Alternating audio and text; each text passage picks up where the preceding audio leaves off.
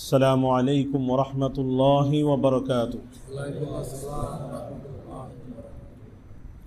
الحمد لله رب العالمين، والصلاة والسلام على سيد الأنبياء والمرسلين وعلى آله وصحبه أجمعين ومن تبعهم بإحسان إلى يوم الدين. أما بعد، فأعوذ بالله من الشيطان الرجيم. بسم الله الرحمن الرحيم. يا أيها الذين آمنوا اتقوا الله وقولوا قولا سديدا يصلح لكم أعمالكم ويغفر لكم ذنوبكم ومن يطع الله ورسوله فقد فاز فوزا عظيما. وقال تعالى: يا أيها الذين آمنوا اتقوا الله وكونوا مع الصادقين. وقال تعالى: يا أيها الذين آمنوا اتقوا الله ولتنظر نفس ما قدمت لغد واتقوا الله إن الله خبير بما تعملون. وقال رسول الله صلى الله عليه وسلم: لا يؤمن أحدكم حتى أكون أحب إليه من والده وولده والناس أجمعين. وقال عليه الصلاة والسلام: لا تشد الرحال إلا إلى ثلاثة مساجد: المسجد الحرام ومسجد الرسول صلى الله عليه وسلم والمسجد الأقصى. وقال عليه الصلاة والسلام: اللهم إني أسألك علما نافعا ورزقا طيبا وعملا متقبلا. وقال عليه الصلاة والسلام: اللهم إني أعوذ بك من علم لا ينفع ومن قلب لا يخشع ومن نفس لا تشبع ومن دعوة لا يستجاب لها، أو كما قال عليه الصلاة والسلام.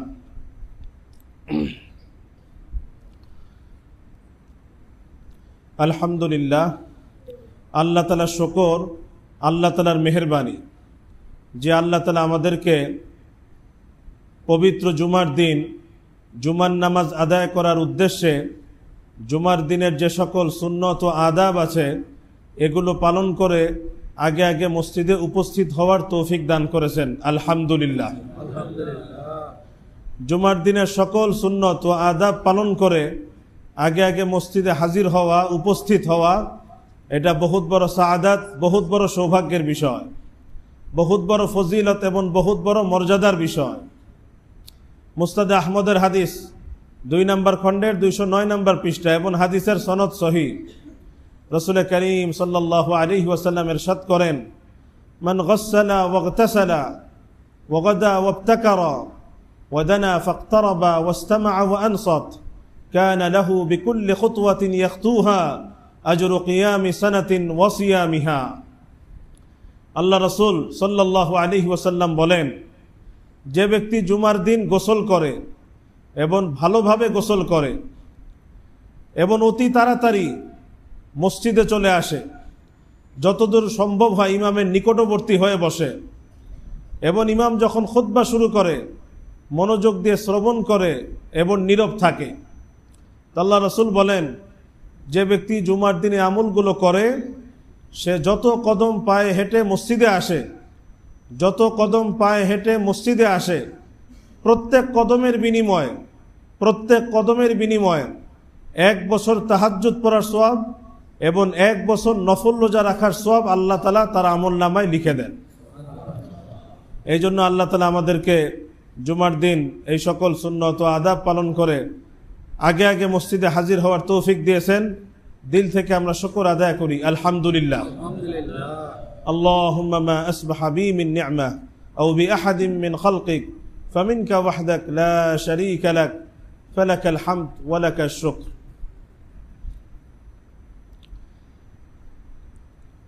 আজকে একটি গুরুত্বপূর্ণ বিষয় নিয়ে মুযাকারা করব ইনশাআল্লাহ। বিগত সপ্তাহে বলেছিলাম যে আল্লাহ সুবহানাহু ওয়া তাআলার অশেষ মেহেরবানিতে, আল্লাহ তাআলার রহমতে, আল্লাহ তাআলার মেহেরবানিতে আল্লাহ তাআলা বেশ কয়েকটা দেশে সফর করার তৌফিক দান করেছে। আলহামদুলিল্লাহ। তো তারপরেই অনেকেই আবেদন করেছে যে সফরের কিছু অংশ, কিছু কথা যেগুলো আমাদের জন্য উপকারী এবং সেখানের বাস্তব চিত্র, এটা যেন কিছু মুজাকারা করা হয়। এই জন্য আজকে নিয়ত করেছি, পুরা সফরনামা তো বলা, এটা এক মজলিসে বলা সম্ভব না, এটার জন্য কয়েক মজলিস লাগবে। তো আজকে আমরা শুধু ফিলিস্তিন এবং মসজিদুল আকসার যে সফরটা হয়েছে, এই সফরের কিছু ঘটনা এবং কিছু বাস্তব চিত্র যেটা সামনে এসেছে, এবং এটার আলোকে, কোরআন সুন্নাহর আলোকে কিছু মুজাকারা করার চেষ্টা করব ইনশাআল্লাহ। আমি সবার কাছে দোয়া চাই, আল্লাহ যেন সহি বলার, সহজভাবে বলার তৌফিক দান করে। প্রথম কথা হলো, একটু আগে আমাদের মসজিদের সম্মানিত সভাপতি সাহেব, উনি গত সপ্তাহে বলেছেন, এই সপ্তাহে বলেছেন যে সফরের কিছু ঘটনা শোনানোর জন্য, এবং আরো অনেকেই বলেছে। এবং এই সফরটা কেন হলো, কি কারণে করলাম, এটাও যেন বলি। তো এই সফরের কেন করলাম, আল্লাহ যে এই সফরটা করার তৌফিক দিলেন, এই সফরটা কেন করা হলো, এটা যদি বুঝতে চাই, তাহলে আমি সবাইকে কোরআনুল কারীমের সূরা আছে, প্রসিদ্ধ সূরা, আমরা অনেকেই পড়ি। শুরুতেই আল্লাহ সুবহানাহু ওয়া তাআলা বলেছেন, ওয়াত-তিনি ওয়াজ-যাইতুন ওয়া তুরি সিনিন ওয়া হাদাল বালাদিল আমিন। এই সূরা তো আমাদের অনেকেরই জানা আছে নাকি, মুখস্থ তো আছে। ওয়াত-তিনি ওয়াজ-যাইতুন ওয়া তুরি সিনিন ওয়া হাদাল বালাদিল আমিন। আল্লাহ সুবহানাহু ওয়া তাআলা কসম খেয়েছেন তিনটা জায়গার, তিনটা স্থানের আল্লাহ তাআলা কসম খেয়েছেন। প্রথমে আল্লাহ তাআলা বলেছেন ওয়াত-তিনি ওয়াজ-যাইতুন, তিন এবং জাইতুনের কসম, তিন এবং জাইতুনের কসম। ওয়া তুরি সিনিন, এবং সিনাই মরুভূমির অবস্থিত তুর পাহাড়ের কসম। ওয়া হাদাল বালাদিল আমিন, এবং এই নিরাপদ নগরীর কসম, এই নিরাপদ নগরীর কসম। আল্লাহ তাআলা মোট তিনটা জিনিসের কসম খেয়েছেন। আল্লাহ তাআলা যখন কোনো জিনিসের কসম খান, তখন আল্লাহ সুবহানাহু ওয়া তাআলা সাধারণত ওই জিনিসের মর্যাদা আমাদেরকে বুঝাতে চান, যে দেখো আমি এই জিনিসগুলোর কসম খাচ্ছি, এখান থেকে তোমরা বুঝতে পারো যে এটা কত গুরুত্বপূর্ণ এবং কতটা মর্যাদাপূর্ণ। তো প্রথমেই আল্লাহ সুবহানাহু ওয়া তাআলা কসম খেয়েছেন ওয়াত-তিনি ওয়াজ-যাইতুন, তিন এবং জাইতুনের কসম। তিন এবং জাইতুনের কসম খেয়ে আল্লাহ সুবহানাহু ওয়া তাআলা ফিলিস্তিন এবং শামের অঞ্চলের দিকে ইশারা করেছে, কারণ ফিলিস্তিন অঞ্চলেই সবচেয়ে বেশি তিন এবং জাইতুন উৎপন্ন হয়। ফিলিস্তিন অঞ্চলেই তিন এবং জাইতুন সবচেয়ে বেশি উৎপন্ন হয় ফিলিস্তিনে। তো আল্লাহ তাআলা তিন এবং জাইতুনের কসম খেয়ে এই তিন জাইতুন যেখানে সবচেয়ে বেশি উৎপন্ন হয়, আল্লাহ তাআলা সেই জায়গার দিকে ইশারা করেছে। ওয়া তুরি সিনিন, এবং সিনাই মরুভূমির তুর পাহাড়ের কসম, সিনাই মরুভূমির তুর পাহাড়ের কসম। সিনাই মরুভূমি আমরা সবাই জানি এটা মিশরে অবস্থিত, মিশরের সিনাই উপত্যকা, সিনাই মরুভূমি। এবং সেই সিনাই মরুভূমির দক্ষিণে, যে পুরা সিনাই মরুভূমি আছে, এটার দক্ষিণেই তুর পাহাড় অবস্থিত। আল্লাহ তাআলা এই তুর পাহাড়ের কসম খেয়েছে। ওয়া হাদাল বালাদিল আমিন, এবং এই নিরাপদ নগরীর কসম। নিরাপদ নগরী দ্বারা আল্লাহ তাআলা মক্কাতুল মুকাররমাকে বুঝিয়েছে। মোট আল্লাহ তাআলা এই তিন জায়গার কসম খেয়েছেন এই এক সূরার মধ্যে। প্রথমটার দ্বারা আল্লাহ তাআলা ফিলিস্তিন এবং শাম অঞ্চলকে বুঝিয়েছেন, দ্বিতীয়টার দ্বারা আল্লাহ তাআলা মিশরের সিনাই মরুভূমির তুর পাহাড়কে বুঝিয়েছেন, আর তৃতীয়টার মাধ্যমে আল্লাহ তাআলা মক্কাতুল মুকাররমাকে বুঝিয়েছেন। এবং এই তিনটার মর্যাদা এবং শ্রেষ্ঠত্ব আল্লাহ তাআলা আমাদের সামনে কসমের মাধ্যমে তুলে ধরেছে, শপথের মাধ্যমে তুলে ধরেছে। এবং এই তিনটা জায়গায় এমন, যেই জায়গাগুলোর আল্লাহ তাআলা নাম নিয়েছেন, কসম খেয়েছেন, তিনটা জায়গায় আল্লাহ তাআলা বড় বড় তিনজন নবীকে নবুয়ত দান করেছে। তিন জাইতুনের কসমকে আল্লাহ তাআলা ফিলিস্তিন অঞ্চলকে বুঝিয়েছেন। ফিলিস্তিন অঞ্চলের ওই উপত্যকাতেই আল্লাহ সুবহানাহু ওয়া তাআলা হযরত ঈসা আলাইহিস সালাতু ওয়াস সালামকে নবুয়ত দান করেছেন। তুরে সিনিন, তুর পাহাড়ের কসম খেয়েছেন আল্লাহ সুবহানাহু ওয়া তাআলা, এবং এই তুর পাহাড়ই ওই পাহাড় যেখানে আল্লাহ সুবহানাহু ওয়া তাআলা হযরত মূসা আলাইহিস সালাতু ওয়াস সালামকে নবুয়ত দান করেছেন। ওয়া হাযাল বালাদিল আমিন, আর এই নিরাপদ নগরীর কসম, মক্কাতুল মুকাররমার কসম আল্লাহ তাআলা খেয়েছেন, এবং এই মক্কাতুল মুকাররমাতেই আল্লাহ সুবহানাহু ওয়া তাআলা সর্বশেষ নবী মুহাম্মদুর রাসূলুল্লাহ সাল্লাল্লাহু আলাইহি ওয়াসাল্লামকে নবুয়ত দান করেছেন। তিন বড় বড় নবীকে আল্লাহ তাআলা নবুয়ত দান করেছেন এই তিন জায়গায়, এদিকেও আল্লাহ তাআলা ইশারা করেছে। এই জন্য স্বাভাবিকভাবেই এই তিনও স্থান অত্যন্ত পবিত্র, অত্যন্ত মর্যাদাপূর্ণ। প্রত্যেকটা মুসলমান যার অন্তরে ঈমান আছে, কোরআন এবং সুন্নাহর বিশ্বাস এবং উপলব্ধি যার অন্তরে আছে, স্বভাবতই তার অন্তরের মধ্যে এই তিন জায়গার সফরের বাসনা থাকবে। এটাই তো স্বাভাবিক, এটাই তো স্বাভাবিক। তো এই জন্য বহুত আগে থেকেই বলা যায়, সেই শৈশব কৈশোর থেকেই, যখন থেকে টুকটাক একটু বইপত্র পড়া হয়, তখন থেকে যখন এই জায়গাগুলোর মর্যাদা এবং মাহাত্ম্য সম্পর্কে জানতে পেরেছি, তখন থেকে আল্লাহর কাছে দোয়া করছি এবং আল্লাহকে বারবার বলছি আল্লাহ তাআলা যেন এই জায়গাগুলো জিয়ারত করার তৌফিক দান করেন। তো বালাদুল আমিন মক্কাতুল মুকাররমার জিয়ারত আল্লাহ সুবহানাহু ওয়া তাআলা কয়েকবার করিয়েছে, আলহামদুলিল্লাহ, এমনকি সফরও করিয়েছেন। বাকি যে আল্লাহ তাআলা তুরে সিনিন এবং তিন এবং জাইতুন, ফিলিস্তিন, শাম এবং সিনাই মরুভূমির তুর পাহাড় আল্লাহ তাআলা উদ্দেশ্য করেছেন, এখানের সফর তো আগে তৌফিক হয় না, বাকি আল্লাহর কাছে দোয়া অব্যাহত ছিল। আল্লাহ সুবহানাহু ওয়া তাআলা মেহেরবানি করে অবশেষে এই বছর এই মাসেই আল্লাহ তাআলা এই দুই জায়গার সফরকে আল্লাহ তাআলা করার তৌফিক দিয়েছেন, আলহামদুলিল্লাহ। এবং আমি সবার জন্য দোয়া করি, এই মজমায় যারা আছে, আল্লাহ যেন সবাইকে এই তিন পবিত্র স্থানের জিয়ারত করার তৌফিক দান করেন, সবাইকে যেন আল্লাহ তৌফিক দান করেন। দ্বিতীয় কথা হলোই যে আমি গত বছর বলেছিলাম, এবং অনেকেই জানেন যে গত বছর জর্ডান সফরে গিয়েছিলাম। জর্ডান সফরের কিছু কারগুজারি, বিশেষ করে যেই জায়গাগুলোর ইসলামের ইতিহাসের সাথে কোরআন সুন্নাহর দৃষ্টিতে যেগুলো গুরুত্বপূর্ণ, এগুলো আমরা কিছু পেশ করার চেষ্টা করেছি। তো বিগত সফর যখন জর্ডানে যাওয়া হয়েছিল, জর্ডানের সফরে যাওয়ার পরেই সেখানে আমি আরও আগের থেকেই শুনেছিলাম, এবং জর্ডান যাওয়ার পরেও শুনতে পেরেছিলাম যে কোনো না কোনোভাবে এখান থেকে মসজিদুল আকসায় যাওয়ার একটা সুযোগ আছে। দু একটা কোম্পানি এমন আছে যাদের তত্ত্বাবধানে এই সফরটা হয়, শুনেছিলাম। তো আমি জর্ডানে গিয়ে অনেক খোঁজ করছিলাম যে কিভাবে যাওয়া যায়, কিন্তু সদুত্তর পাচ্ছিলাম না। যেদিন আমি জর্ডান থেকে ফিরে আসবো তার আগের দিন যিনি আমার ভিসার ব্যবস্থা করে দিয়েছিলেন, জর্ডানের নাগরিকত্ব আছে ওনার, বাংলাদেশের নাগরিকত্ব আছে ওনার, অবশ্য উনি জর্ডানে বেশি থাকেন। ওনার সাথে শেষ দিন যখন কথা হলো, তখন উনি আমাকে একটা রাস্তার সন্ধান দিলেন যে মসজিদুল আকসায় যাওয়ার একটা রাস্তা আছে, আপনি এই রাস্তায় আপনি যেতে পারেন।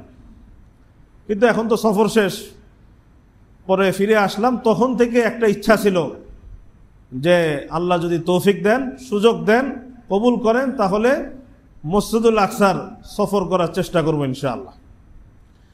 অবশেষে আল্লাহ তৌফিক দিয়েছেন, আল্লাহ অনুগ্রহ করেছেন, এবং এই সফরে মিশর, তুর পাহাড়, এবং তারপরেই আল্লাহ সুবহানাহু ওয়া তাআলা মসজিদুল আকসা জিয়ারত করার তৌফিক দান করেছেন, আলহামদুলিল্লাহ। তো মসজিদুল আকসায় যে আমি গিয়েছি, কি দেখলাম, ফিলিস্তিন অঞ্চলে যে প্রবেশ করলাম, কি দেখলাম, এটা অনেকেরই জানার ইচ্ছা।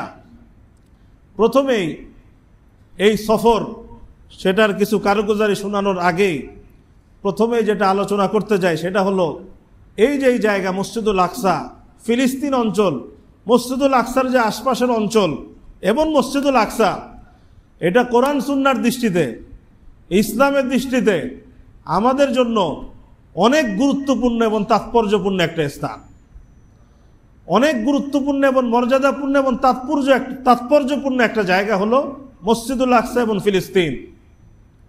ইতিপূর্বে বেশ কিছু বয়ানের মধ্যে মসজিদুল আকসার গুরুত্ব তুলে ধরা হয়েছিল, যে মসজিদুল আকসা এটা কত আহাম এবং গুরুত্বপূর্ণ আমাদের কোরআন সুন্নাহর দৃষ্টিতে আলোচনা হয়েছে ইতিপূর্বে। তো মুজাকারার জন্য আজকে সব তো বলা যাবে না মসজিদুল আকসার গুরুত্ব, কয়েকটা পয়েন্ট মসজিদুল আকসার এটা যে ইসলামের দৃষ্টিতে কতটা গুরুত্বপূর্ণ, এবং সেটার বিপরীতে আজকে মুসলিম উম্মাহ মসজিদুল আকসার মাকাম এবং মর্যাদা যে ভুলে গেছে, এই জায়গার গুরুত্ব যে তার অন্তর থেকে হারিয়ে গেছে, এটাই আজকে তুলে ধরার চেষ্টা করা হবে ইনশাআল্লাহ। মসজিদুল আকসা কি জিনিস, মসজিদুল আকসা কোন মসজিদ, প্রত্যেকটা মুসলিমকে জানতে হবে, প্রত্যেকটা মুসলিমকে বুঝতে হবে, এবং মসজিদুল আকসার মর্যাদা এবং মাহাত্ম্য অন্তরে লালন করতে হবে। এবং সর্বশেষ এই মসজিদুল আকসাকে এই তথাকথিত দখলদারদের হাত থেকে মুসলিম উম্মাহকে রক্ষা করতে হবে ইনশাআল্লাহ। নতুবা মসজিদুল আকসা আমাদেরকে ক্ষমা করবে না, আল্লাহ তাআলা এই মুসলিম উম্মাহকে ক্ষমা করবে না। মসজিদটা যে এরকম বিরান হয়ে আছে, অনাবাদ হয়ে আছে, আর মুসলিম উম্মাহ নির্বিকার থাকবে, মুসলিম উম্মাহ নিশ্চুপ থাকবে, এটা কিন্তু আল্লাহ ক্ষমা করবে না, আল্লাহ তাআলা ক্ষমা করবে না। মসজিদুল আকসা কোন মসজিদ আমাদেরকে বুঝতে হবে। মসজিদুল আকসা রাসূল করিম সাল্লাল্লাহু আলাইহি ওয়াসাল্লাম কত হাদিসের মধ্যে, এমনকি কোরআনের মধ্যে আল্লাহ স্বয়ং কত জায়গায় এই মসজিদ এবং মসজিদের আশেপাশের অঞ্চলের গুরুত্ব আল্লাহ তুলে ধরেছেন, কিছু তো আমরা জানি। এই মসজিদের একটা গুরুত্বপূর্ণ বৈশিষ্ট্য হলো, এটা হলো পৃথিবীর বুকে দ্বিতীয় প্রাচীন মসজিদ। দ্বিতীয় প্রাচীন মসজিদ হলো মসজিদুল আকসা। সহিহ বুখারীর হাদিস 3366 নম্বর হাদিস, হযরত আবু যর গিফারী রাদিয়াল্লাহু তাআলা বলেন, قلت يا رسول الله أي مسجد وضع بالأرض أول؟ قال المسجد الحرام. قلت ثم أي؟ قال المسجد الأقصى. قال قلت كم كان بينهما؟ قال 40 سنة. আবু যর গিফারী রাদিয়াল্লাহু তাআলা বলেন, আমি আল্লাহ রাসূলকে বললাম, ইয়া আল্লাহ রাসূল, সর্বপ্রথম পৃথিবীর বুকে কোন মসজিদ স্থাপিত হয়েছে? আল্লাহ রাসূল উত্তর দিলেন, আল মসজিদুল হারাম। সর্বপ্রথম পৃথিবীর বুকে স্থাপিত হয়েছে কোন মসজিদ? মসজিদুল হারাম। সুম্মা আইয়ু? আমি জিজ্ঞেস করলাম এরপরে কোন মসজিদ? আল্লাহ রাসূল উত্তর দিলেন, আল মসজিদুল আকসা। এরপরে পৃথিবীর বুকে যে মসজিদ স্থাপিত হয়েছে সেটা হলো মসজিদুল আকসা। আমি প্রশ্ন করলাম, কাম কানা বাইনাহুমা? এই মসজিদুল হারাম এবং মসজিদুল আকসা নির্মাণ হওয়ার মাঝখানে কয় বছরের ব্যবধান ছিল? আল্লাহ রাসূল উত্তর দিলেন, 40 সানা। 40 বছরের ব্যবধান ছিল। 40 বছরের ব্যবধান ছিল। অর্থাৎ এই যে আল্লাহ রাসূল যে বললেন সর্বপ্রথম মসজিদুল হারাম স্থাপিত হয়েছে, তার 40 বছর পরে মসজিদুল আকসা স্থাপিত হয়েছে, দ্বিতীয় প্রাচীন মসজিদ। এটা মানুষ নির্মাণ করার আগেই, আম্বিয়া আলাইহিস সালাম নির্মাণ করার আগেই আল্লাহ সুবহানাহু ওয়া তাআলা সর্বপ্রথম ফেরেশতাদের মাধ্যমে মসজিদুল হারাম এবং তার 40 বছর পরে মসজিদুল আকসার নির্মাণ আল্লাহ করিয়েছে। কার মাধ্যমে? ফেরেশতাদের মাধ্যমে করিয়েছে। তো মসজিদুল আকসার একটা বড় বৈশিষ্ট্য, এটা দ্বিতীয় প্রাচীন মসজিদ। প্রথম মসজিদুল হারাম, দ্বিতীয় মসজিদুল আকসা। দ্বিতীয়, এই মসজিদের একটা বড় বৈশিষ্ট্য, মসজিদুল আকসার একটা বড় বৈশিষ্ট্য, আল্লাহ তাআলা এই মসজিদকে যেমন বরকতপূর্ণ করে দিয়েছেন, ঠিক সাথে সাথে এই মসজিদকে কেন্দ্র করে আল্লাহ তাআলা আশেপাশের অঞ্চলকেও বরকতপূর্ণ করে দিয়েছে। কোরআনুল কারীমের মধ্যে আল্লাহ সূরা বনী ইসরাইলের প্রথম আয়াতের মধ্যে আল্লাহ বলেছেন, সুবহানাল্লাযী আসরা বিআবদিহি লাইলাম মিনাল মাসজিদিল হারাম ইলাল মাসজিদিল আকসাল্লাযী বারাকনা হাওলাহু লিনুরিয়াহু মিন আয়াতিনা ইন্নাহু হুয়াস সামিউল বাসীর। আল্লাহ বলছেন, পবিত্র সেই সত্তা, পবিত্র সেই সত্তা যিনি তার বান্দাকে রাতারাতি সফর করিয়েছেন মসজিদুল হারাম থেকে মসজিদুল আকসায়, মসজিদুল হারাম থেকে মসজিদুল আকসায়, আল্লাযী বারাকনা হাওলা। আর আল্লাহ বলছেন মসজিদুল আকসা কোন মসজিদ? মসজিদুল আকসা হলো ওই মসজিদ যেই মসজিদের চারপাশের অঞ্চলকে আমি বরকতপূর্ণ করে দিয়েছি। লিনুরিয়াহু মিন আয়াতিনা, তাকে আমার কুদরতের কিছু নিদর্শন দেখানোর জন্য। ইন্নাহু ওয়াস সামিউল বাসীর, নিশ্চয় তিনি সবকিছু দেখেন, সবকিছু শোনেন। আল্লাহ তাআলা মসজিদুল আকসাকে বরকতপূর্ণ করেছেন, মসজিদুল আকসাকে কেন্দ্র করে আশেপাশের অঞ্চলকেও আল্লাহ বরকতপূর্ণ করে দিয়েছে। এবং সেখানে গেলেই দেখা যায় আল্লাহ তাআলা যে বরকত রেখেছেন এটা বোঝা যায়। আম্বিয়া আলাইহিস সালাতু ওয়াস সালাম, সাহাবায়ে কেরাম এই মাটিতে জায়গায় জায়গায় শুয়ে আছেন, জায়গায় জায়গায় শুয়ে আছেন, এবং সাথে সাথে আল্লাহ তাআলা এটার আশেপাশের পরিবেশকেও মনোরম করে দিয়েছে। সবুজ শ্যামল মনোরম পরিবেশ আল্লাহ তাআলা করে দিয়েছে। জাহেরি বাতিনি আল্লাহ তাআলা বহুত বরকত দিয়েছে। এটা হলো দ্বিতীয়। তৃতীয়, মসজিদুল আকসার একটা বড় বৈশিষ্ট্য হলেই ইসলামের দৃষ্টিতে সবচেয়ে পবিত্র মসজিদ হলো কোনটা? মসজিদুল হারাম। দ্বিতীয় মদিনার মসজিদে নববী, আর তৃতীয় হলো কোনটা? মসজিদুল আকসা। মসজিদুল আকসা এটা হলো মুসলিম উম্মার জন্য ইসলামের দৃষ্টিতে তৃতীয় মর্যাদাপূর্ণ মসজিদ, তৃতীয় মর্যাদাপূর্ণ মসজিদ। এই কারণে রাসূল করিম সাল্লাল্লাহু আলাইহি ওয়াসাল্লাম যেভাবে মসজিদুল হারাম এবং মসজিদে নববীর জন্য সফর করতে উম্মতকে উদ্বুদ্ধ করেছেন, ঠিক তদ্রুপ মসজিদুল আকসা সফর করার প্রতিও আল্লাহ রাসূল উদ্বুদ্ধ করেছেন। সহিহ বুখারীর হাদিস 1189 নম্বর হাদিস, রাসূল করিম সাল্লাল্লাহু আলাইহি ওয়াসাল্লাম ইরশাদ করেন, লা তুশাদ্দুর রিহাল ইল্লা ইলা সালাসাতি মাসাজিদ, আল মসজিদুল হারাম ওয়া মসজিদুর রাসূল ওয়াল মসজিদুল আকসা। আল্লাহ রাসূল বলছেন, লা তুশাদ্দুর রিহাল ইল্লা ইলা সালাসাতি মাসাজিদ, যদি সফর করতে চাও তিনটা মসজিদের উদ্দেশ্যে সফর করো, তিনটা মসজিদের উদ্দেশ্য। প্রথম আল মসজিদুল হারাম, মসজিদুল হারামের উদ্দেশ্যে সফর করো। ওয়া মসজিদুর রাসূল, মসজিদে নববীর উদ্দেশ্যে সফর করো। ওয়াল মসজিদুল আকসা, এবং মসজিদুল আকসার উদ্দেশ্যে সফর করো। কয়টা মসজিদে সফর করতে বলছেন আল্লাহ রাসূল সাল্লাল্লাহু আলাইহি ওয়াসাল্লাম? তিনটা মসজিদ আল্লাহ রাসূল সফর করতে বলেছেন।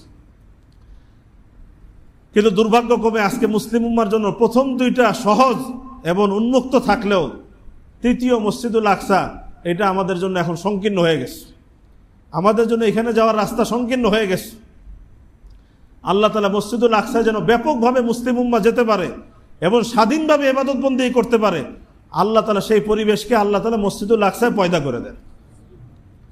চতুর্থ, এই মসজিদ হলো সেই মসজিদ, মসজিদুল আকসা হলো সেই মসজিদ, এই মসজিদুল আকসা হলো সেই মসজিদ। বাইতুল্লাহ আমরা কোন দিকে ফিরে নামাজ পড়ি? কোন দিকে ফিরে নামাজ পড়ি আমরা? বাইতুল্লাহর দিকে না, বাইতুল্লাহর দিকে ফিরে আমরা নামাজ পড়ি। বাইতুল্লাহর দিকে, কাবার দিকে নামাজ পড়ার আগে যেই মসজিদের দিকে ফিরে আল্লাহ রাসূল নামাজ পড়তেন এবং মুসলিম উম্মাহ নামাজ পড়তেন, সেই মসজিদটার নাম হলো মসজিদুল আকসা। এই জন্য মসজিদুল আকসাকে প্রথম কেবলাও বলা হয়, এটাকে বলা হয় প্রথম কেবলা। মুস্তাদ আহমদের হাদিস 2991 নম্বর হাদিস, নুরউদ্দিন হাইসামি মাজমাউ জাওয়ায়েদে বলেছে, রিজালুস সাহিহ। হযরত আব্দুল্লাহ ইবনে আব্বাস রাদিয়াল্লাহু তাআলা বলেন, কানা রাসূলুল্লাহ সাল্লাল্লাহু আলাইহি ওয়াসাল্লাম ইউসাল্লি ওয়া হুয়া বিমাক্কাহ নাহওয়া বাইতুল মাকদিস সুম্মা বা'দামা হাজারা ইলাল মাদিনা 16 শাহরা সুম্মা সুরিফা ইলাল কাবা। ইবনে আব্বাস রাদিয়াল্লাহু তাআলা বলেন, আল্লাহ রাসূল যখন মক্কায় ছিলেন মসজিদুল আকসার দিকে ফিরে আল্লাহ রাসূল নামাজ পড়তেন। এমনকি মদিনায় হিজরত করে আসার পরও আল্লাহ রাসূল 16 মাস মসজিদুল আকসার দিকে ফিরে নামাজ পড়েছে। সুম্মা সুরিফা ইলাল কাবা, এরপর আল্লাহর হুকুমে, আল্লাহ তাআলার হুকুমে আল্লাহ রাসূল সাল্লাল্লাহু আলাইহি ওয়াসাল্লামের জন্য এবং আমাদের জন্য কিবলা নির্ধারণ করা হয় কাবা। তারপরে আল্লাহ রাসূল কাবার দিকে ফিরে নামাজ পড়া শুরু করে। তো এই কাবার দিকে ফিরে নামাজ পড়ার আগে আমাদের নবী এবং মুসলিম উম্মাহ মসজিদুল আকসার দিকে ফিরেই নামাজ পড়তো। এই জন্য মসজিদুল আকসাকে বলা হয় প্রথম কেবলা, প্রথম কেবলা। এই মসজিদুল আকসার আরেকটা বড় বৈশিষ্ট্য হলেই, এই মসজিদুল আকসা হলো সেই মসজিদ যেই মসজিদে আল্লাহ সুবহানাহু ওয়া তাআলা আমাদের নবী মুহাম্মদ রাসূলুল্লাহ সাল্লাল্লাহু আলাইহি ওয়াসাল্লামকে মেরাজে নিয়ে যাওয়ার রাতে সর্বপ্রথম মসজিদুল হারাম থেকে মসজিদুল আকসায় নিয়ে এসেছেন, মসজিদুল আকসায় নিয়ে এসেছেন। আসার পরে কি হয়েছে? সুনানে নাসাইর হাদিস 449 নম্বর হাদিস, আল্লাহ রাসূল সাল্লাল্লাহু আলাইহি ওয়াসাল্লাম ইরশাদ করেন, সুম্মা দাখালতু বাইতাল মাকদিস ফাজুমিআ আলী আল আনবিয়া ফাকাদ্দামানি জিবরিল হাত্তা আমামতুহুম, আমি মসজিদুল আকসায় প্রবেশ করলাম এবং আল্লাহ সুবহানাহু ওয়া তাআলা আমার খাতিরে আমার জন্য সমস্ত নবীদেরকে সেখানে একত্রিত করে দিলেন।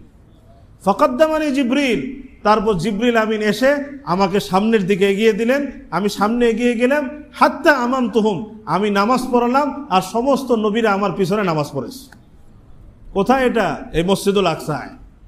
এই মসজিদুল আকসায় আমাদের নবী মুহাম্মদ রাসূলুল্লাহ সাল্লাল্লাহু আলাইহি ওয়াসাল্লাম নামাজ পড়িয়েছেন এবং সমস্ত নবীরা তার পিছনে ইক্তেদা করেছে। এখান থেকে বোঝা যায় আমাদের নবী সাইয়্যিদুল মুরসালিন, সমস্ত নবীদের সর্দার উনি, সমস্ত নবীদের ইমাম উনি সাল্লাল্লাহু আলাইহি ওয়াসাল্লাম। এই সেই মসজিদুল আকসা।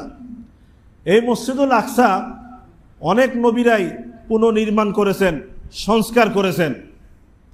তন্মধ্যে হযরত সুলাইমান আলাইহিস সালাতু ওয়াস সালাম জিনদের মাধ্যমে, আল্লাহ তাআলা কোরআনে আল্লাহ তাআলা এই ঘটনা সামান্য আকারে তুলে ধরেছে। আল্লাহ তাআলা সুলাইমান আলাইহিস সালাম জিনদের মাধ্যমে মসজিদুল আকসা সংস্কার করিয়েছে, পুনর্নির্মাণ করিয়েছেন। যখন সুলাইমান আলাইহিস সালাতু ওয়াস সালাম এই মসজিদুল আকসা নির্মাণ থেকে ফারেগ হলেন, আল্লাহ রাসূল সাল্লাল্লাহু আলাইহি ওয়াসাল্লাম ইরশাদ করেন, সুনানে নাসাইর হাদিস এবং সুনান ইবনে মাজার 1808 নম্বর হাদিস, হাদিসের সনদ সহিহ। আল্লাহ রাসূল সাল্লাল্লাহু আলাইহি ওয়াসাল্লাম ইরশাদ করেন, লাম্মা ফারাগা সুলাইমান মিন বিনাই বাইতুল মাকদিস সাআলাল্লাহ সালাসান হুকমান ইউসাদিফু হুকমা ওয়া মুলকান লা ইয়ানবাগি লিআহাদিন মিন বা'দিহি ওয়া আন লা ইয়াতি হাযাল মাসজিদ আহাদ লা ইউরিদু ইল্লা আস-সালাতা ফীহি ইল্লা খারাজা মিন যুনুবিহি কায়াউমিন ওয়ালাদাতহু উম্মুহু। আমাদের নবী মুহাম্মদ রাসূলুল্লাহ সাল্লাল্লাহু আলাইহি ওয়াসাল্লাম বলেন, যখন সুলাইমান আলাইহিস সালাতু ওয়াস সালাম মসজিদুল আকসার নির্মাণ থেকে ফারেগ হলেন, তখন তিনি আল্লাহর কাছে 3টা দোয়া করেছেন। কয়টা দোয়া করেছেন? 3টা দোয়া করেছেন। 1 নম্বর দোয়া করেছেন, ইয়া আল্লাহ, আমি যা তো ফয়সালা করব, যত সিদ্ধান্ত দিব, প্রত্যেকটা সিদ্ধান্ত যেন আপনার সিদ্ধান্ত মোতাবেক হয়, আপনার ফয়সালা মোতাবেক হয়। আমার কোনো সিদ্ধান্ত যেন আপনার ফয়সালার বিপরীত না হয়। সুলাইমান আলাইহিস সালাতু ওয়াস সালাম আল্লাহর কাছে দোয়া করছেন। দ্বিতীয় উনি দোয়া করেছেন, হে আল্লাহ, আপনি আমাকে এমন রাজত্ব দান করবেন, এই রাজত্ব আমার পর আর কাউকে দিবেন না। আল্লাহ তাআলা ওনাকে ওরকম বাদশাহী দান করেছিলেন, এরকম রাজত্ব দান করেছেন, এরকম রাজত্ব কাউকে দেন না। কুল মাখলুকাতের উপর ওনার রাজত্ব ছিল। এখনকার বাদশাদের মানুষের উপর রাজত্ব, পশু পাখির উপর কোনো রাজত্ব নাই। সুলাইমান আলাইহিস সালাতু ওয়াস সালাম পশু পাখির উপর রাজত্ব করতেন, জিন জাতির উপর রাজত্ব করতেন, বাতাসের উপর রাজত্ব করতেন। বাতাসকে হুকুম করতেন, বাতাস তাকে এক জায়গা থেকে আরেক জায়গায় নিয়ে যেত। তো উনি আল্লাহর কাছে দোয়া করছেন যে আল্লাহ, আমার কোনো ফয়সালা, কোনো সিদ্ধান্ত যেন আপনার ফয়সালার বিপরীত না, আপনার ফয়সালা অনুকূল হয়।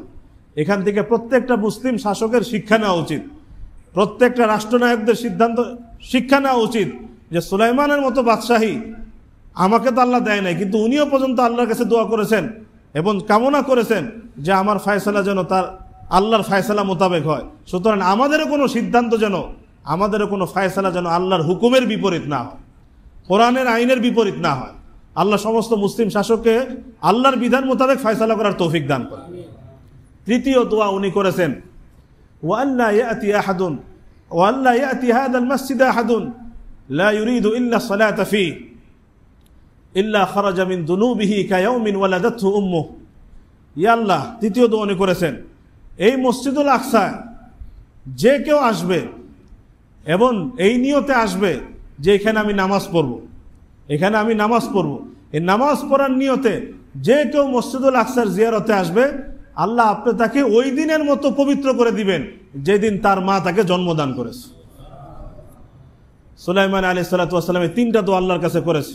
তো আল্লাহ রাসূল তখন বলেছেন যে প্রথম 2 দোয়া তো আল্লাহ কবুল করেছেন, এটা তো সবাই জানে। আমি আল্লাহর কাছে আশাবাদী সুলাইমান আলাইহিস সালাম যে 3য় দোয়া করেছে, আল্লাহ তাআলা সেটাকেও কবুল করেছে, সেটাও কবুল করেছে। আল্লাহ তাআলা আমাদের সবাইকে মসজিদুল আকসা জিয়ারত করার তৌফিক দান করেন। এই মসজিদুল আকসার আরেকটা বৈশিষ্ট্য, এটা বলে শেষ করে দিচ্ছি, এর বৈশিষ্ট্য অনেক।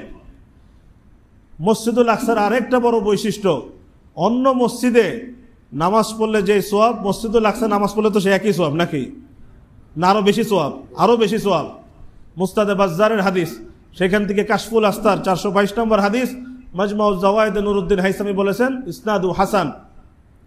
রাসূল করিম সাল্লাল্লাহু আলাইহি ওয়াসাল্লাম ইরশাদ করেন, সালাতুন ফিল মসজিদিল হারাম বিমিআতি আলফি সালাহ ওয়া সালাতুন ফি মসজিদি বিআলফি সালাহ ওয়া সালাতুন ফিল মসজিদিল আকসা বি500 সালাহ। আল্লাহ রাসূল বলেন, যে ব্যক্তি মসজিদুল হারামে নামাজ পড়বে আল্লাহ তাকে অন্য জায়গায় 1 লক্ষ নামাজ পড়লে যে সওয়াব তার সমতুল্য সওয়াব দান করবে। দ্বিতীয়, আল্লাহ রাসূল বলেছেন, যে ব্যক্তি মসজিদে নববীতে আমার মসজিদে নামাজ পড়বে অন্য জায়গায় 1000 নামাজ পড়লে যে সওয়াব আল্লাহ তাকে সেই সওয়াব দান করবে। আর যে ব্যক্তি মসজিদুল আকসায় নামাজ পড়বে অন্য জায়গায় 500 নামাজ পড়লে যে সওয়াব আল্লাহ তাআলা মসজিদুল আকসায় 1 নামাজ পড়লেই সেই 500 সওয়াব দান করবে। এই হলো মসজিদুল আকসা। এজন্য এই মসজিদুল মক্কাতুল মুকাররমা, মসজিদুল হারাম, তারপরে মদিনাতুল মুনাওয়ারা এবং মসজিদে নববীর পরেই আমাদের জন্য আল্লাহর পক্ষ থেকে যেটা পবিত্র, মুকাদ্দাস, মর্যাদাপূর্ণ স্থান সেটা হলো কোনটা? মসজিদুল আকসা। সেটা হলো মসজিদুল আকসা। আরো অনেক বৈশিষ্ট্য আছে।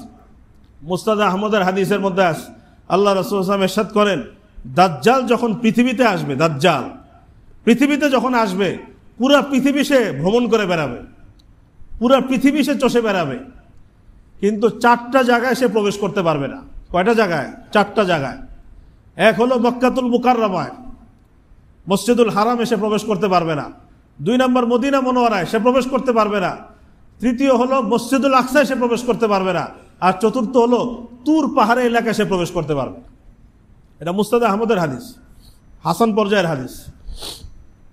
তো এই হলো মসজিদুল আকসা,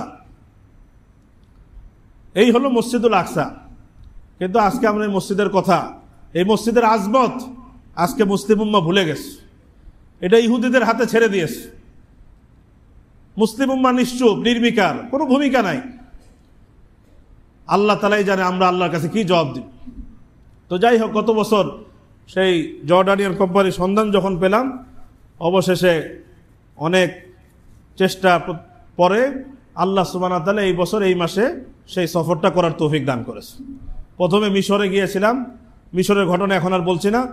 মিশর থেকে আমরা 7ই এপ্রিল আমরা সিনাই তুর পাহাড় জিয়ারত করে আমরা তাবা ক্রসিং দিয়ে আমরা ফিলিস্তিনের ভিতর প্রবেশ করলাম, যেটাকে এখন ইসরায়েল দখল করে রাখছে। এটা ফিলিস্তিনের ভূমি, এটা ইসরায়েল না, এটা ফিলিস্তিন, মনে রাখতে হবে। তো যখন প্রবেশ করলাম, প্রবেশ করার সাথে সাথে বিভিন্ন রকম জিজ্ঞাসাবাদ, বিভিন্ন রকম প্রশ্ন, কার কি, কে কি করে, কে কোথায় থাকে, কেন এসেছে, বিভিন্ন প্রশ্ন। তা আমরা সবাই উত্তর দিলাম যে আমরা মসজিদুল আকসা জিয়ারত করার জন্য এসেছি, মসজিদুল আকসা জিয়ারত করার জন্য এসেছি। প্রতিটা ধাপে ধাপে প্রশ্ন। প্রথমে একজন প্রশ্ন করলো, এরপরে আবার গেলাম ওখানে আরেক দফা প্রশ্ন, এরপর ভিতরে আরেকজন গেল, সেখানে আবার প্রশ্ন। আর চেকিং তো আছেই, ব্যাগ 2-3 বার করে চেক করছে, ভিতরে রুমে নিয়ে চেক করছে, মানে সেটার তো কথাই নাই। কিসের যে এত আতঙ্ক আল্লাহ ভালো জানে। একটা প্রশ্ন এটাও করেছে, এখন তো যুদ্ধ চলছে, এই সময় কিভাবে, কেন এসেছো, এই সময় কেন এসেছো? তখন এক লোক উত্তর দিয়েছে যে এখন তো ঈদের পরে সবারই ছুটি, এই জন্য সবাই চলে এসেছে। উত্তর দিয়ে দিস। যাই হোক, পরে আল্লাহ তাআলা শকর, আমাদের এক সফর সঙ্গীকে প্রায় 2.5 ঘন্টা জিজ্ঞাসাবাদ করেছে। 2.5 ঘন্টা। আমরা সবাই ইমিগ্রেশন শেষ করে বাসে বসেছিলাম, 2.5 ঘন্টা তাকে জিজ্ঞাসাবাদ করেছে। পরে আমরা তো ভিতরে দোয়া দরুদ পড়ছি, তার জন্য দোয়া করছি। পরে আল্লাহ তাআলা আসান করেছে, 2.5 ঘন্টা পরে সে ইমিগ্রেশন থেকে ছাড়া পেয়েছে। পরে আমরা বাসে উঠে রওনা হলাম। আমাদেরকে আগেই বলে রেখেছিল, এবং যারা আগে সফর করেছে তারাও বলেছে যে জায়গায় জায়গায় ইহুদি সৈন্যরাজদের চেকপোস্ট আছে, এবং তারা বাস থামাবে এবং কুকুর নিয়ে বাসে উঠবে, চেক করবে। তো আমরা মানসিকভাবে প্রস্তুত ছিলাম। কিন্তু যেটা অবাক হয়ে গেল যে আগে যত কারগুজারি শুনলাম পুরোপুরি ভিন্ন। যে আমরা যে পুরো এই দীর্ঘ সীমান্ত থেকে মসজিদুল আকসা পর্যন্ত গেলাম, 3-3.5 ঘন্টার সফর ছিল। বলতে গেলে রাস্তায় কোনো চেকপোস্টই পাই নাই, কোনো ইহুদি সৈন্য পাওয়া যায় নাই। ঘটনাটা কি? ঘটনা যেটা আমরা পরে অনুসন্ধান করে মনে হলো যে পুরা ইহুদি বাহিনীকে এই নেতানিয়াহু, ইসরায়েলের যে প্রধানমন্ত্রী নেতানিয়াহু, আল্লাহকে হেদায়েত দান করে নতুবা হালাক করে দেয়। পুরা বাহিনীকে তারা এখন গাজায় নিয়োগ দিয়েছে। পুরা ইসরায়েলের সেনাবাহিনী এখন সব গাজায় যুদ্ধে ব্যস্ত। এই জন্য এখন এই পাশগুলো অনেক সম্ভবত এই কারণে হয়তো চেকপোস্ট কম ছিল, হতে পারে আমাদের ধারণা। তা আমরা যখন পৌঁছলাম তখন প্রায় এশার সময় হয়ে গেছে। যখন আমরা জেরুজালেম শহরে পৌঁছলাম তখন এশার সময় হয়ে গেছে। তা আমরা দ্রুত তাড়াতাড়ি প্রস্তুত হয়ে আমরা সবাই মসজিদুল আকসার দিকে রওনা হলাম। যখন আমরা মসজিদুল আকসার একদম গেটে পৌঁছলাম তখন এশার নামাজ শেষ।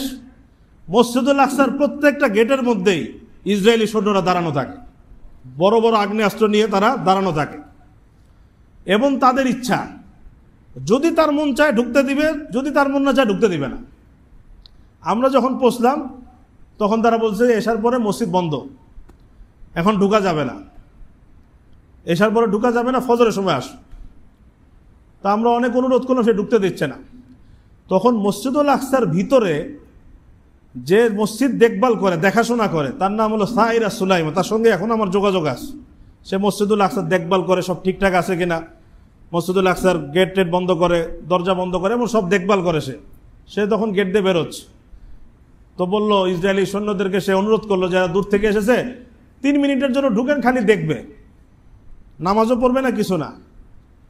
তো সে এটুক বলেছে, এটাই 2-3 জন বাস হুড়মুড় করে ভিতরে ঢুকে গেছে, আমরা ঢুকে গেছি। এই যে সে ঢুকালো আমাদেরকে, পরে তো আমরা 3 মিনিট পরে বেরোয় আসলাম, থাকতে পারলাম না, বলেছে ফজরের সময় আসছে। পরের দিন ফজরের নামাজ পড়তে এসেছে, বলেছে ফজরের সময় আসছে, তখন ঢুকতে দিবে। তখন আসার পরে আচরণ আরো খারাপ, আরো খারাপ। রাতে যে বলছে ফজরের সময় আসতে, বলছে না, এখনো ঢুকা যাবে না, এখনো ঢুকা যাবে না। শেষ পর্যন্ত অনেক অনুরোধ করার পরে তার ঢুকতে দিল না, ফজরের নামাজের সময় ঢুকতে দিল না। পরে আমরা হোটেলে ফিরে আসছি, তখন রাস্তায় এক ফিলিস্তিনি এক মুরব্বীর সঙ্গে দেখা। সে সব ঘটনা শুনে বললো আমার সঙ্গে আস। সে ঘুরিয়ে ঘুরিয়ে ঘুরিয়ে ঘুরিয়ে অন্য এক রাস্তা দিয়ে, দরজা দিয়ে, ওখানেও ইসরায়েলি সৈন্যরা ছিল, সে ওখান দিয়ে আমাদেরকে মসজিদুল আকসায় ঢুকিয়ে দিল। পরে আল্লাহর মেহেরবানিতে আমরা মসজিদুল আকসায় গিয়ে ফজরের নামাজ পড়লাম। যেটা বলে আমি এখন শেষ করে দিব, এখন তো আর বলার সময় নাই। ওই যে আমাদেরকে আগের দিন যে সাইরা সুলাইমা অনুরোধ করে 3-4 মিনিটের জন্য ঢুকিয়েছিল, তার সঙ্গে দেখা। আমি দেখলাম যে তার গালের এখানে কালো দাগ। তা আমি বললাম, কি অবস্থা, কেমন আছো তুমি? তো সে তো দেখে চিনে ফেলেছে। বলেছে, তোমাদেরকে যে গতকালকে আমি 2-3 মিনিটের জন্য ঢুকিয়েছি, তোমরা যাওয়ার পর ইসরায়েলি সৈন্যরা আমাকে ধরে মেরেছে, এবং এখানে এত জোরে ঘুষি মেরেছে যে কালো দাগ ফেলিয়ে দিয়েছে। কেন তুমি তাদেরকে ঢুকাইলে আমরা নিষেধ করার পর? এই হলো তাদের আচরণ। তাদের মন চাইলে ঢুকতে দিবে, মন চাইলে ঢুকতে দিবে না। স্থানীয়দের উপরে, আমরা তো দূর থেকে গেছি, সেই তুলনায় একটু হালকা আচরণ, স্থানীয়দের সঙ্গে আরো খারাপ আচরণ করে। এরকম বহুত স্থানীয় আছে, বিশেষ করে যাদের বয়স 40-এর নিচে, তাদেরকে মসজিদুল আকসায় ঢুকতেই দেয় না। 40-এর উপর বয়স হলে তাহলে ঢুকতে দেয়, সব তাদের মর্জির উপর। এই জন্য, এবং যেটা মক্কা মদিনায় তো তারপর আল্লাহ যাওয়ার তৌফিক দিয়েছে, মসজিদুল হারাম আবাদ, লোকে লোকারণ্য, মসজিদুল নববী লোকে লোকারণ্য। কিন্তু দুঃখজনক, আমরা মসজিদুল আকসায় গিয়েছি, পুরা মসজিদ বিরান, মাত্র 2-3 কাতার মুসল্লি, 2-3 কাতার মুসল্লি। স্থানীয়দের উপর পাবন্দি, অন্য মুসলমানরা, আরবরা তো আসতেই পারে না, আরবদের জন্য পুরো আসা নিষেধ। ইউরোপ কান্ট্রি থেকে অনেক মুসলমানরা আসে, ইউরোপ কান্ট্রি থেকে অনেক মুসলমানরা এই রমজানও এসেছে। তো এরকম বিরান অবস্থায় আছে মসজিদ। এই জন্য মুসলিম উম্মার এটা দায়িত্ব এবং কর্তব্য, মসজিদুল আকসাকে ইহুদিদের হাত থেকে, কবল থেকে, অপবিত্রতা থেকে রক্ষা করা। আল্লাহ তাআলা যেন এই মসজিদুল আকসা আমরা যেন স্বাধীনভাবে নামাজ পড়তে পারি, ইবাদত করতে পারি, এবং সমস্ত আমাদের মক্কা মদিনার মতো যেন আমরা এখানে সহজে সফর করতে পারি। আল্লাহ আমাদের সবাইকে তৌফিক দান করেন। ওয়া আখিরু দাওয়ানা আনিল হামদুলিল্লাহি রাব্বিল আলামিন। যারা সুন্নত পড়তে পারেনি, সুন্নত পড়েন।